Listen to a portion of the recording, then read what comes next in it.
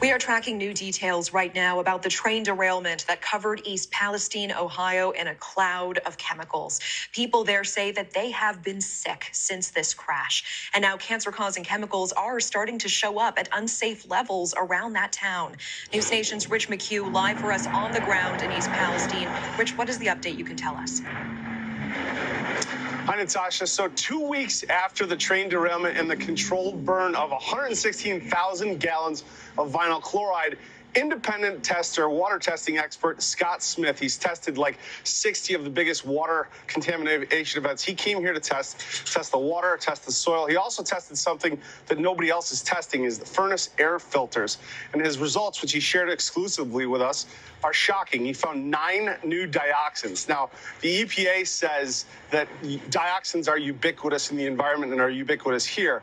He says he's tested a control group in an area that wasn't affected by the plume that day and the weeks after.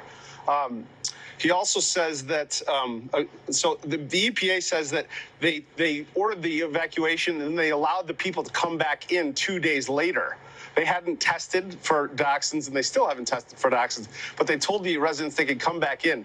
Now, I asked residents last night what they thought about that, if that was the right decision. Take a look. 2 days after the controlled burn, the EPA said it's safe, come on back. Was that the right decision?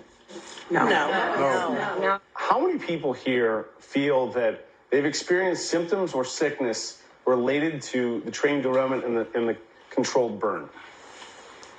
Wow, that's like every hand. Now, a number of those residents last night brought their diagnosis for vinyl chloride.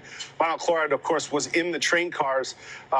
The 5 of these people have found this in their urine. I spoke to a former EPA official as well, who said these people should not have been let back into this town after 2 days. Natasha? Yeah, it's so concerning. And I know, Rich, a lot of people are still living motel to motel meanwhile. Is there any hope in sight for them returning home safely?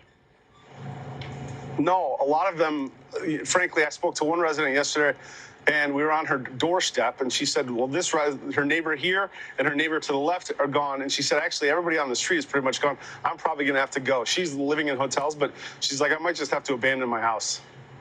It is hard to hear, and I know the spotlight has faded largely on this community. I appreciate you being on the ground and continuing to tell these stories. Rich McHugh, thank you so much.